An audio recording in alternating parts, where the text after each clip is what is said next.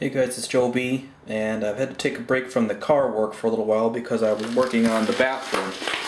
I redid all the copper lines for relocating the shower. See, the shower used to be over here, see the hole for it? And it used to spray toward us, but I needed the shower to be facing the other direction so that I could do tile. So now the shower head is over there, and it sprays across the bathroom with a nice new shower faucet handle diverter.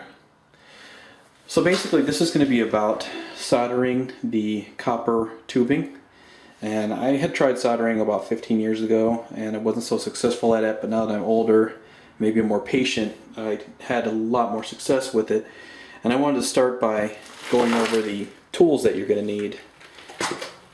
So other than your actual little copper fittings and stuff, I'm using 1/2 inch copper right now, and they do come in, the pipes themselves come in two thicknesses. There's the thinner grade, which is slightly less expensive, and then there's the thicker one as far as the pipes go. If you can take a look, here's an example of the thickness of the 1/2 inch that I'm using right now, which is perfectly fine for my application. So other than the pipes that you'll be using, which you can buy them I think in 8-10 foot increments, you'll also need tools. You'll need the solder that goes in between the fittings. This is Bernzomatic brand, which I also have my blowtorch, which is a bernzomatic propane. And when you get your torch head, I got this at Walmart actually, I strongly recommend getting the one that has the little igniter right here. So all you do is just turn it on with this little dial, hit the igniter, and your blowtorch, you get your flame going right. You don't want to have to do an aim and flame or a match in order to get it going. The job is already more difficult as it is. You want to make it as easy as possible for yourself. Other tools you're going to need are the solder flux. What this is after you get your pipe wiped and clean, you put this on, and when you apply the heat, it helps the solder to flow into the place that you need it to be in order to lock up the pipe with that solder. Strongly recommend a pipe brush. This is for inserting into the elbows and T's and whatnot, cleaning those out. And then this one is for putting onto the pipe itself. This side deburrs the inside of the pipe after you've cut it, so very handy. And then they were so cheap, they were about $1.50. I just got some little brushes for putting the flux onto the pipes. What else? Oh, you'll need a pipe cutter. It's just a little wheel, looks like a little tiny pizza cutter, but then it's got this screw on this end for increasing the pressure, squeezing the pipe down, and then you rotate it around the pipe in order to cut the length you need. You'll also need a measuring tape in order to get everything accurate. Let's go over two steps right now. One is going to be, here's the final tool you'll need. A pair of good gloves. Believe me, if you're not wearing gloves, you will burn yourself at some point. So get a good pair of leather gloves on. They're so cheap. Just do it. Alright, let's start by soldering. Prep the camera here, get the camera really ready to go. Can we see it?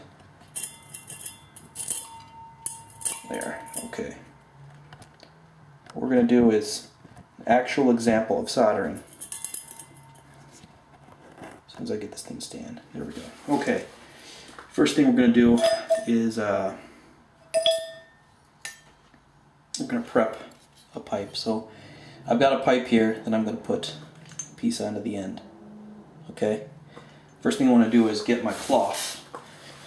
You'll want to have a nice clean cloth with no grease or dirt on it, and just wipe your cloth, or wipe your piece like this.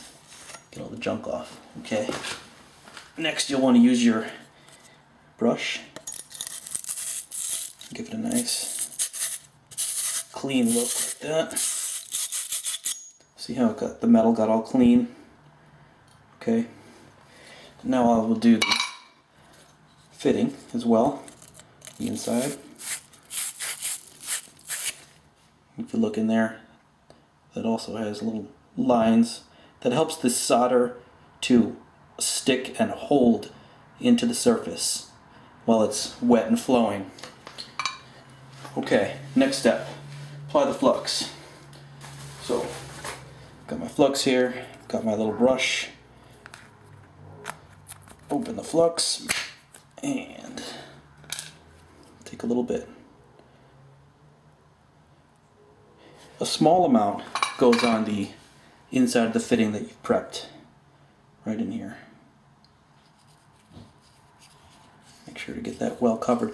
But you don't want to use too much, okay? You don't want it squeezing and leaking out. And I'll show you a little tip for that in a minute. Now, we're going to get a little bit more than we had last time around.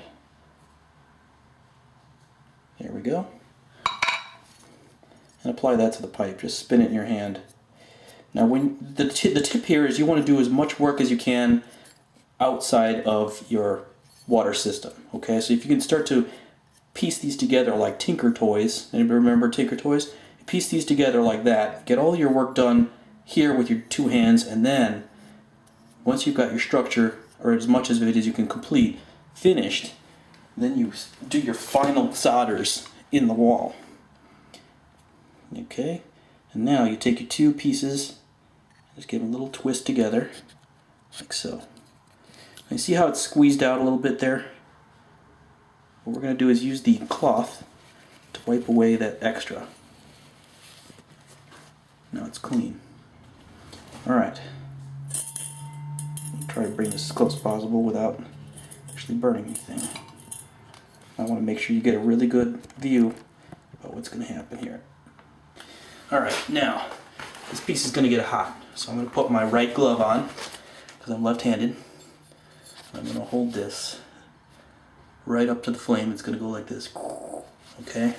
I'm going to try and have you watch while the solder flows into place. So let's set my flame. Turn it on just a little bit. Ignite. Okay? And I start to apply it. In the beginning you can turn it a little bit to try and get an even warmth. Oh, you also want to get your solder ready here. Got my solder out.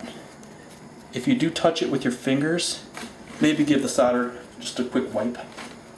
Keep your fingerprints off of there. Alright. Hope you can see this. Now what will happen is the flux will start to bubble inside. It'll start sounding like frying bacon.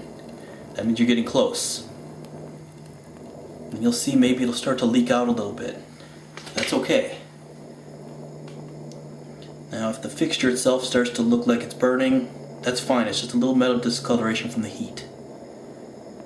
You'll get a feel for this over time. What will happen is once the metal gets hot enough and the flux is ready, you touch the solder to the other side of where your flame is. And you'll see it'll just melt right in. Okay, you see that? I'm going to shut this off now. See that? The solder just melted right into there. The flux pulled it in. And it became one solid, there we go. It became one solid seam in there. Now if you look on the inside, I wonder if the camera can see this. If you look on the inside, you can see the little line of silver in there. Probably not. Okay.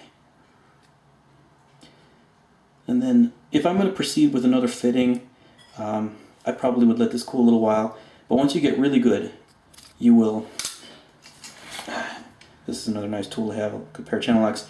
You'll put the solder, or you put the flux on this pipe, this piece of the fitting, this piece of the fitting, and then the other pipe. You warm this little coupler, and then you'll solder here and here at the same time. Just get them both done, because you don't want to be here all night doing this job. At any rate, the last thing I wanted to show you was that all these fittings are reusable. It's not desirable, but if you're in a pinch and there's a piece that you don't want to have to go back to the store and get, you can pull these apart. So if I've got this old piece of pipe here that I had cut out, and maybe I needed this elbow. Okay, here's how it's going to go. Put my heat on. Start warming that up real good. Now in this case, it's okay to use the flame directly on the solder because you're trying to pull these apart. So what will happen here is I want to warm this fitting up and the pipe inside it so that the solder will become liquid again, long enough for me to pull that pipe out. And I'm seeing the solder start to burn a little bit, start to liquefy. That means we're getting close. Turn it a little bit.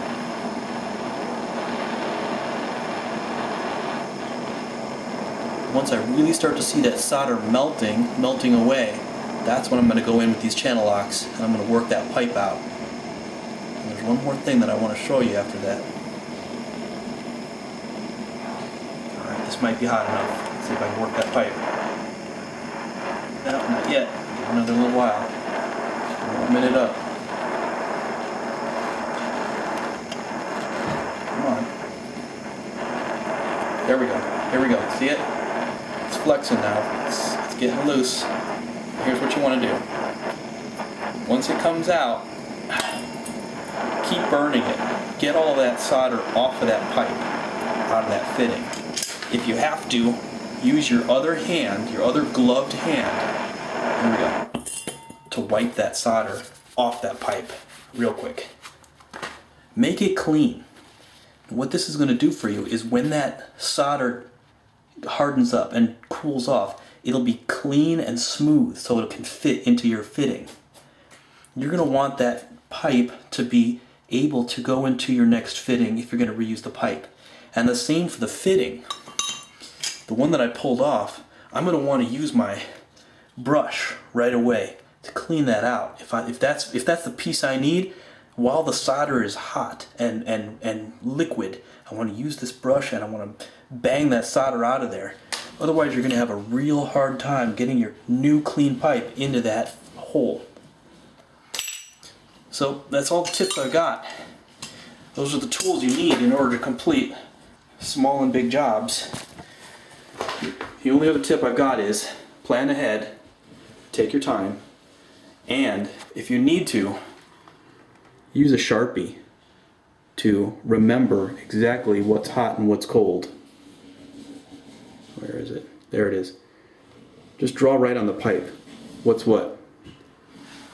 This is Joe B finishing up the bathroom before I can move back onto the Mustang. I'll see you later.